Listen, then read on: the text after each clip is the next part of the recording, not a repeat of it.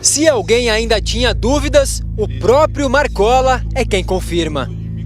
Esta é a primeira vez que Marcola é gravado assumindo ser o líder do PCC. E aí que eu me tornei o chefe do negócio, porque antes disso daí eu não era chefe de nada, entendeu? Marcola revela como foi gravado o áudio que resultou no racha histórico na maior facção criminosa do país. De verdade mesmo, sabe? E o cara veio conversar comigo, o chefe de segurança. Eu tava na maca tomando soro na última vez. Aí veio com um gravador escondido, entendeu? E perguntando dos homicídios, negócio de tinha morrido lá da gente e tal. E teve um júri aí, ele jogou essa gravação no júri dos outros caras que foi pra júri, entendeu? Mas que eles genericamente me acusem, entendeu? Não tem ninguém falando, ó, recebi o recado do Marcola. Não existe isso, sabe? Não tem. Sempre subjetivo. E do Carandiru é o mais gritante de todos, porque nem subjetivamente dá pra me colocar, porque o jornal não é próprio de nada. Mesmo que eu ganhe ele, ainda vou ficar com 150 anos de pena ainda, né? Quer dizer, sim, tem muito que lutar, mas já vai ser um peso grande, né? São Paulo, a maior metrópole do Brasil, é palco de uma realidade marcada pela exclusão social, violência e desigualdade. No coração dessa cidade pulsante, nas periferias que abarrotam de vidas marginalizadas, emerge uma história que desconcerta e desafia todas as expectativas. O que poderia fazer um garoto, filho de pai boliviano e mãe brasileira, crescer nas sombras da pobreza e da criminalidade e se tornar o líder de uma das organizações criminosas mais poderosas da América Latina? Como alguém, moldado pelo abandono e pela violência, seria capaz de arquitetar e comandar um império do crime que por décadas desafiou as estruturas de poder no Brasil? Esta é a história de Marcos Williams Herbas Camacho, mais conhecido como Marcola, um nome que, para muitos, é sinônimo de poder absoluto dentro e fora dos muros das prisões. Mas a trajetória de Marcola não se resume à sua habilidade criminosa. Ela envolve inteligência estratégica, uma capacidade extraordinária de sobrevivência e uma visão implacável do que é necessário para alcançar e manter o comando em um ambiente dominado pela força e pela disputa pelo controle. O cenário que o gerou não era diferente do de milhares de outros jovens de origem humilde na década de 1970. A urbanização acelerada de São Paulo trouxe consigo a segregação social. E muitos jovens, como o próprio Marcola, cresceram em comunidades empobrecidas, sem acesso à educação de qualidade e à proteção básica. A infância de Marcola, nas ruas de Osasco, é um reflexo dessa realidade. Furtos pequenos aos 9 anos, envolvimento com drogas e, acima de tudo, uma vida marcada por abandono e falta de perspectivas. Desde cedo, ele foi moldado pela realidade dura das ruas e pela contínua exposição à violência. O menino, então, não se limitou a ser vítima dessa realidade. Ele se tornou protagonista da sua própria tragédia. O mistério de Marcola não está apenas em sua ascensão criminosa. Está em como ele conseguiu, com inteligência rara e inquieta, transformar a marginalidade em uma plataforma de poder. A violência, o tráfico de drogas e os pequenos furtos deram lugar a ações mais calculadas, e a prisão, em vez de ser um obstáculo, se tornou o terreno fértil onde ele plantaria as sementes de seu império. Aos 14 anos, Marcola foi preso pela primeira vez por furto, e a partir daquele momento, sua trajetória no mundo do crime se intensificaria. Em pouco tempo, ele se especializou em assaltos a banco e logo se tornou uma figura conhecida nas páginas policiais. Mas Marcola não era apenas um criminoso comum. Sua visão estratégica, sua habilidade de negociação e sua capacidade de perceber oportunidades em meio às adversidades tornaram-no mais do que um simples bandido. Ao longo dos anos 1990, Enquanto cumpria pena em diferentes presídios, ele começou a ganhar respeito, não apenas como criminoso, mas como estrategista e líder nato. Ele percebeu que a prisão poderia ser muito mais do que uma simples punição. Poderia ser o espaço onde ele consolidaria seu poder, onde ele articularia alianças, observaria as fraquezas de outros e se tornaria um interlocutor influente dentro da facção que começava a emergir. Ao longo dessa década, essas habilidades começaram a se consolidar e ele lentamente foi ganhando espaço no comando do primeiro comando da capital, PCC. O PCC, que surgiu como uma resposta à violência institucional no sistema prisional, era apenas o começo da grande ascensão de Marcola. Quando ele entrou na jogada, o PCC ainda passava por disputas internas, mas sua visão estratégica e sua habilidade em administrar conflitos rapidamente o fizeram se destacar. Em um cenário de rebeliões e confrontos constantes com a polícia, Marcola se destacou como um negociador ousado, construindo uma rede de apoio e consolidando sua liderança. Ele se distanciou da maioria dos líderes, que usavam a força bruta para impor sua autoridade, e passou a focar na organização, na inteligência e nas articulações políticas dentro e fora do sistema penitenciário. A reflexão que surge ao final deste capítulo é inevitável. O que faz um indivíduo proveniente da marginalização e da vulnerabilidade social ser capaz de não apenas sobreviver, mas se tornar o comandante de uma das maiores facções criminosas do mundo? Marcola é a personificação de como a exclusão social, a inteligência e a capacidade de adaptação podem se transformar em poder, fazendo dele uma figura central não apenas no crime, mas também na maneira como o crime organizado desafia o Estado brasileiro. A compreensão de sua origem é fundamental para entendermos o fenômeno do crime organizado no Brasil e os impactos profundos que ele causa no sistema prisional e nas estruturas do poder paralelo. Marcola não é apenas um criminoso. Ele é o produto de um sistema que falhou em fornecer oportunidades, que deixou milhões de jovens à margem e que, ao longo dos anos, criou um terreno fértil para o surgimento de figuras como ele. Seu sucesso como líder do PCC é um reflexo das lacunas sociais e da fraqueza do Estado em lidar com a marginalização e a violência. Mas, acima de tudo, ele é uma lembrança de como a inteligência, a adaptação e a perseverança podem ser transformadas em armas poderosas, não apenas no mundo do crime, mas também nas estruturas de poder mais amplas do Brasil. O início da jornada de Marcola não está apenas na escolha de seus caminhos, mas na escassez de opções. Desde muito cedo, ele foi exposto à dureza de um sistema que não lhe ofereceu alternativas. A década de 1970, período em que São Paulo passava por uma urbanização acelerada, foi o cenário onde muitos jovens como Marcola foram deixados à própria sorte. Osasco, cidade onde ele cresceu, era marcada por um processo de migração das classes mais baixas para os subúrbios da capital paulista, onde a ausência de infraestrutura e a falta de oportunidades criavam um caldo de cultura perfeito para o surgimento de figuras como ele. Neste cenário, Marcola não era uma exceção, mas sim um reflexo das condições em que muitos outros jovens se viam obrigados a viver. Sem acesso à educação de qualidade, sem recursos para buscar um futuro melhor e sem perspectivas de mobilidade social, ele encontrou nas esquinas das ruas de Osasco não apenas a companhia de outros meninos como ele, mas a presença constante de traficantes, assaltantes e criminosos.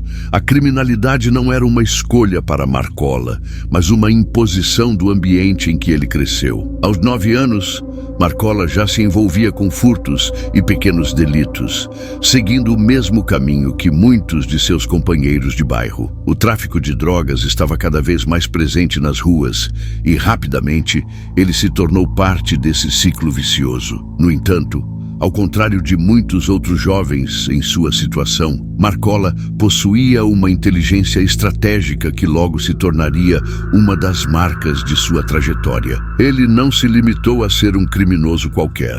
Sua visão estava além da simples sobrevivência. Quando completou 14 anos, Marcola foi preso pela primeira vez, acusado de furto. Mas, ao contrário de muitos outros detentos, ele não se deixou abater pela prisão. Em vez de simplesmente se submeter às regras e às violências do sistema, ele viu na prisão uma oportunidade de aprender, de crescer e de se consolidar como uma liderança. Foi durante sua primeira passagem pelo sistema prisional que ele começou a formar as bases para o que seria a sua ascensão. Marcola, ao contrário da maioria dos outros criminosos, percebia o sistema penitenciário como um campo fértil para a construção do poder.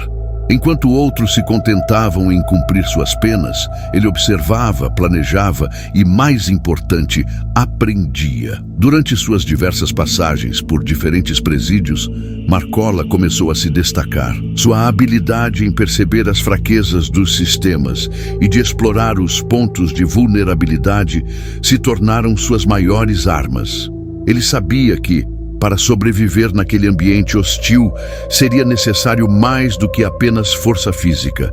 Seria necessário criar alianças, entender os mecanismos do sistema e desenvolver uma rede de contatos que lhe garantisse proteção e influência. Ele começou a articular alianças com outros detentos e, ao mesmo tempo, a observar os líderes de facções criminosas que já operavam dentro das prisões.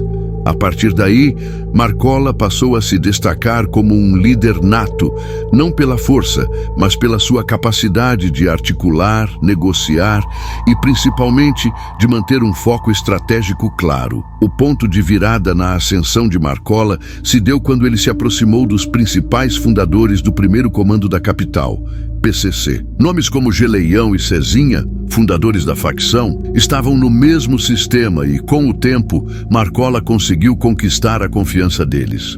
Sua habilidade em negociar e intermediar conflitos internos o fez um interlocutor essencial dentro da facção. E logo, ele se tornou uma das figuras centrais no processo de organização do PCC. Marcola não era apenas um criminoso em ascensão, mas um estrategista com uma visão mais ampla do que o simples domínio das ruas. Ele enxergava no PCC a chance de criar uma estrutura organizada, que não fosse apenas um sindicato do crime, mas uma organização criminosa eficiente, capaz de agir com disciplina e seriedade, com um comando hierárquico claro e regras rígidas. Sua visão era ambiciosa, mas também pragmática. Ele sabia que, para alcançar o poder, seria necessário construir uma rede forte, com base no controle, na comunicação eficiente e na estruturação do tráfico de drogas. A reflexão, ao final deste capítulo, deve lançar uma luz sobre o que realmente transformou Marcola em uma figura tão influente no crime organizado. Sua habilidade de perceber oportunidades onde outros viam apenas obstáculos. Como um jovem que nasceu e cresceu em meio à exclusão social e à criminalidade, ele foi capaz de usar sua inteligência para ascender ao topo de uma organização criminosa. Marcola não é um mero produto do contexto em que nasceu. Ele é o reflexo de uma capacidade rara de entender o jogo do poder e de jogar conforme as regras, mesmo quando essas regras eram do submundo do crime. A forma como ele navegou pelo sistema penitenciário e pela facção demonstra que, para ele, não havia limites para o que poderia ser alcançado, e isso o tornaria, mais tarde, o líder do maior cartel de drogas do Brasil. Ele se tornou um exemplo de como, em um ambiente de marginalização, a falta de oportunidades não cria apenas vítimas, mas também criadores de oportunidades dentro do próprio sistema. Marcola não é apenas uma história de crime, é um estudo sobre a adaptação humana em um ambiente de adversidade extrema, e à medida que sua ascensão continuava, ele começava a construir, sem saber, o que seria o maior império do crime no Brasil. Nos anos 1990, o sistema prisional paulista se tornou um campo de batalhas intensas e, para muitos, um reflexo da fragilidade do Estado diante da violência crescente. Dentro das penitenciárias, um novo tipo de líder começava a emergir. Alguém que não apenas compreendia a dureza da prisão, mas a utilizava como plataforma para conquistar poder. Esse líder era Marcola, um homem que soubera transformar o que deveria ser uma punição em uma oportunidade estratégica, e sua ascensão ao comando do primeiro comando da capital, PCC, estava prestes a alcançar seu ponto de virada. Durante esse período, o Brasil vivenciava uma escalada na violência e na criminalidade, com facções criminosas ganhando força e uma maior organização nas prisões. Marcola, ciente do potencial do PCC, começou a investir suas energias em um projeto ainda mais ambicioso: transformar a facção em uma verdadeira organização criminosa, com uma estrutura sólida e hierárquica que pudesse controlar o tráfico de drogas em São Paulo e, mais tarde, em outros estados. Esse plano era diferente de qualquer coisa vista até então. E o que o tornava ainda mais impressionante era sua capacidade de perceber as fragilidades do sistema e explorar essas brechas com uma inteligência estratégica imbatível. À medida que os anos passavam, Marcola se destacava dentro do PCC, não por sua violência, mas por sua habilidade tática e sua visão de longo prazo. Ele não apenas negociava entre facções rivais, mas também sabia usar a inteligência e a informação a seu favor. Seus métodos se tornaram mais sofisticados e sua capacidade de orquestrar movimentos dentro e fora das prisões fez dele uma figura imprescindível dentro da facção. Mas foi a construção de uma rede de alianças e a neutralização de adversários internos que garantiu seu lugar definitivo como líder máximo. Foi durante os anos 2000, em meio a uma escalada de violência, que Marcola deu o passo definitivo para consolidar seu domínio sobre o PCC. A facção, antes focada no tráfico de drogas dentro das prisões, começou a expandir suas operações para fora dos muros, tornando-se uma organização que operava em diversas partes do país e até no exterior. Ao mesmo tempo, ele utilizou suas habilidades estratégicas para estabelecer uma estrutura descentralizada, dividida em células chamadas sintonias. Esse movimento era uma resposta à crescente pressão das autoridades e uma maneira de garantir que, mesmo com a prisão de líderes, o comando da facção não fosse interrompido. O ponto de virada, no entanto, aconteceu em maio de 2006, quando uma série de ataques simultâneos chocou São Paulo. Em represália à transferência de líderes da facção para presídios de segurança máxima, Marcola orquestrou uma série de ataques que paralisaram a cidade. Delegacias, ônibus, viaturas e até agentes públicos foram alvos de ações coordenadas, que duraram dias e mostraram a força da organização. O comando, centralizado e eficiente, foi uma demonstração clara de como o PCC havia se tornado uma máquina criminosa, com capacidades quase militares. A operação mostrou ao Brasil o quão profundo e eficiente o poder paralelo de Marcola havia se tornado, desafiando a autoridade do Estado de maneira inédita. Esse episódio de 2006 foi um marco na história do PCC e da ascensão de Marcola, demonstrando a complexidade da facção e sua capacidade de agir com disciplina, rapidez e organização, mesmo sem a presença física de seus líderes. A comunicação entre os membros do PCC estava bem estruturada, com códigos e métodos clandestinos que permitiam que as operações fossem orquestradas com precisão, mesmo dentro das prisões. A facção, sob o comando de Marcola, estava em um nível de organização que muitos consideravam impossível de ser alcançado por um grupo criminoso. Era como um exército, mas com um objetivo bem diferente: a dominação do tráfico de drogas, do sistema penitenciário e de partes do país. Mas a ascensão de Marcola não se limitou ao poder dentro das prisões. A partir da sua liderança, o PCC se tornou um cartel de drogas altamente eficiente, com operações que se estendiam para além das fronteiras do Brasil, chegando a Bolívia, Paraguai e até Colômbia. O domínio sobre o tráfico de cocaína e outras drogas foi consolidado, e a facção começou a expandir suas operações para as ruas das grandes cidades brasileiras, garantindo o controle sobre diversas regiões e aumentando sua influência sobre o mercado ilegal de drogas. A reflexão que surge após esse clímax é, sem dúvida, perturbadora.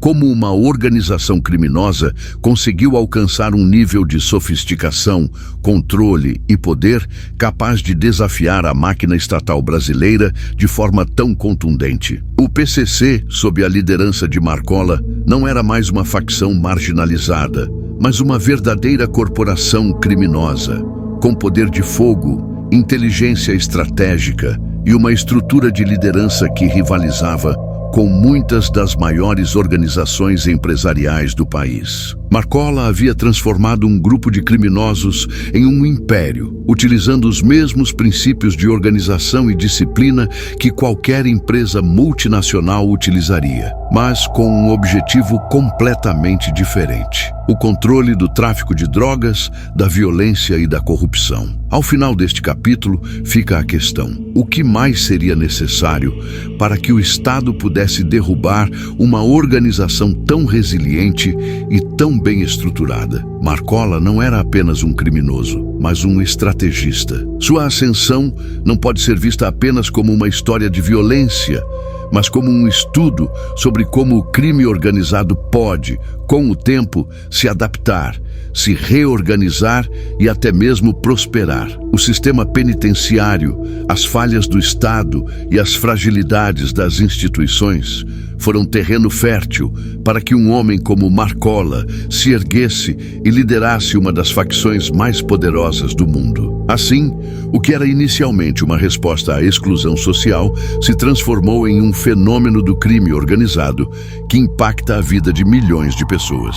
O poder de Marcola e do PCC continua sendo um desafio profundo e multifacetado, e sua ascensão nos ensina, de forma dolorosa, que o combate ao crime não pode ser apenas reativo, mas precisa ser uma ação constante de prevenção, inteligência e gestão eficaz das condições sociais que alimentam a criminalidade. Com a ascensão vertiginosa de Marcola ao comando do PCC, a facção não apenas consolidou sua posição dentro das prisões, mas também se expandiu para as ruas, tornando-se um ator-chave no cenário do crime organizado brasileiro e internacional. A década de 2000 marcou a transição do PCC de uma simples organização criminosa para uma verdadeira máquina que operava com a eficiência de um cartel global, dominando o tráfico de drogas, o mercado de armas e, em muitas regiões,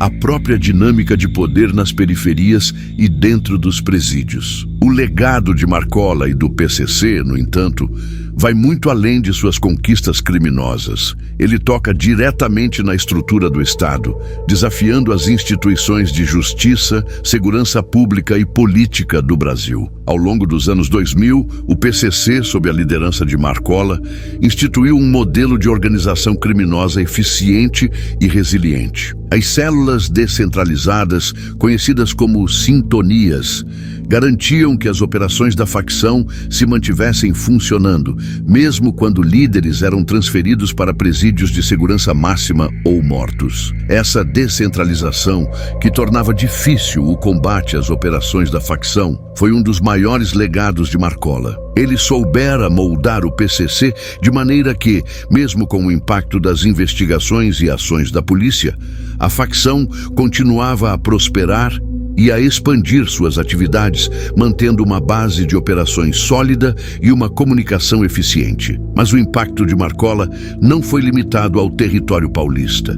O PCC se espalhou por todo o Brasil, alcançando diversas regiões e criando alianças com facções criminosas de outros países, como a Bolívia, o Paraguai e a Colômbia. Essas alianças não apenas ampliaram o alcance do tráfico de drogas do PCC, mas também consolidaram sua influência no tráfico internacional, com o tráfico de cocaína e outras substâncias se tornando o eixo central das operações da facção. A organização também começou a atuar em outras áreas ilícitas, como o contrabando de armas e o controle de atividades criminosas em presídios fora do Brasil, o que a tornou uma das maiores e mais temidas facções do continente. A eficácia do PCC em expandir suas operações foi acompanhada por uma estratégia interna de controle e disciplina, com regras rígidas e um sistema de punições severas para os traidores. Marcola impôs uma disciplina militar, com uma estrutura hierárquica clara e um código de ética e lealdade que visava garantir a obediência absoluta dentro da organização. A facção, sob sua liderança, não era apenas uma rede de traficantes, mas uma organização estruturada com um sistema de justiça interna, uma moeda própria e uma verdadeira cultura organizacional que se espalhava entre os membros. Essa estrutura fez com que o PCC fosse capaz de resistir às sucessivas tentativas de desarticulação por parte das autoridades, mantendo-se firme e, em muitos casos, até se tornando mais poderoso à medida que a pressão sobre a facção aumentava. Mas a ascensão do PCC não veio sem custos. As tentativas de Marcola de solidificar o comando da facção, seja através de alianças ou pela neutralização de rivais internos, geraram uma série de conflitos violentos e rebeliões que marcaram o final dos anos 2000. Em 2018, um racha na cúpula da facção começou a se formar. Marcola, apesar de ainda ser uma figura central, passou a enfrentar desafios internos à medida que figuras como Vida Louca, Andinho e Tiriça, antes aliados, se voltaram contra ele. Acusações de uma gestão pessoal e focada em interesses próprios dividiram os membros da facção, levando a rebeliões e tentativas de assassinato que ameaçaram a estabilidade do PCC. Esse processo de fragmentação interna trouxe à tona a fragilidade de qualquer império, seja ele legítimo ou criminoso. Mesmo os mais bem estruturados podem ser corroídos pela ambição, pela traição e pela instabilidade interna. Além disso, a resposta do Estado, em especial das forças de segurança pública, foi intensificada. A transferência de Marcola e de outros líderes para presídios federais de segurança máxima não foi suficiente para desarticular a facção, mas gerou uma pressão sem precedentes. O sistema penitenciário se tornou, mais do que nunca, um campo de batalha entre o Estado e o crime organizado, com o PCC resistindo a todas as investidas do sistema judicial e policial. A capacidade de Marcola de se manter relevante, mesmo em regime de confinamento, mostrou a resiliência da facção e a profundidade de sua estrutura. Mesmo isolado, Marcola continuava a exercer influência por meio de intermediários, bilhetes codificados e uma rede de comunicação clandestina que continuava a operar dentro e fora das prisões. Ao fim desse capítulo, a reflexão recai sobre o impacto duradouro de Marcola e do PCC no Brasil. O legado de Marcola é marcado por sua habilidade em transformar um grupo criminoso desorganizado em uma máquina de poder, capaz de desafiar a ordem do Estado e expandir suas operações para além das fronteiras do país. Mas, ao mesmo tempo, ele também simboliza as falhas profundas de um sistema que não conseguiu oferecer alternativas à juventude marginalizada e que, ao falhar em integrar essas pessoas, acabou por criar monstros que operam à margem da lei, desafiando a autoridade estatal e tornando-se uma ameaça constante à segurança pública e à estabilidade social. Marcola, portanto, é o reflexo de uma sociedade que, ao não tratar das raízes da exclusão e da violência, acaba criando o solo fértil para o surgimento de figuras como ele. Enquanto a facção continua sua trajetória, se reconfigurando e expandindo suas operações, o nome de Marcola ainda ecoa como um símbolo de resistência, adaptação e poder. Porém, sua história também deixa uma pergunta sem resposta clara.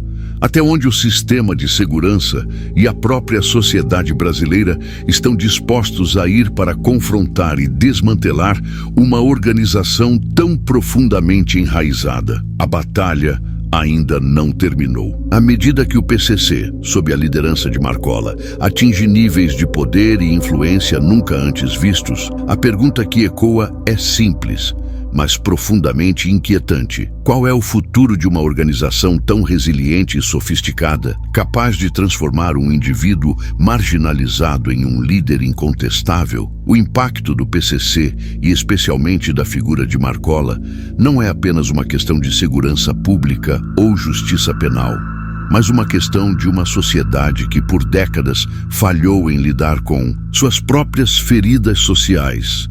No cenário de 2025, o PCC não é mais apenas uma facção criminosa, mas uma verdadeira máfia de proporções internacionais, com mais de 40 mil membros ativos e um faturamento anual superior a 5 bilhões de reais. Sua capacidade de infiltrar atividades lícitas, como licitações públicas e negócios de combustíveis, expõe a magnitude de sua operação, ampliando a rede de corrupção e influência no Brasil e além. A facção não apenas controla o tráfico de drogas, mas também influencia economias locais, gerencia redes de violência e alimenta um ciclo vicioso de marginalização que destrói famílias e comunidades inteiras.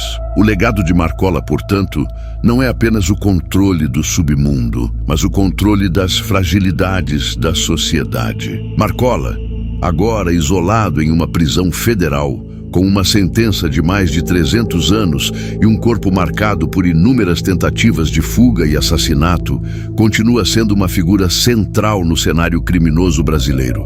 O que, à primeira vista, parecia ser o colapso de sua liderança devido a divisões internas e à pressão do Estado, transformou-se em um novo ciclo de adaptação e resistência. O PCC, embora fragmentado em alguns aspectos, continua a se reconfigurar e a se expandir, utilizando as mesmas estratégias de descentralização e comunicação eficiente que Marcola estabeleceu. Mesmo em confinamento, ele ainda exerce uma influência considerável, não por sua presença física, mas pela estrutura organizacional que ele deixou para trás. Uma estrutura que, ao mesmo tempo em que desafia as autoridades, também alimenta as desigualdades que ele soubera manipular com maestria. Neste ponto da história, Marcola simboliza muito mais do que a ascensão de um criminoso. Ele é um reflexo da falência de um sistema que, ao negligenciar as causas profundas da violência e da desigualdade social, deu espaço para o surgimento de figuras como ele.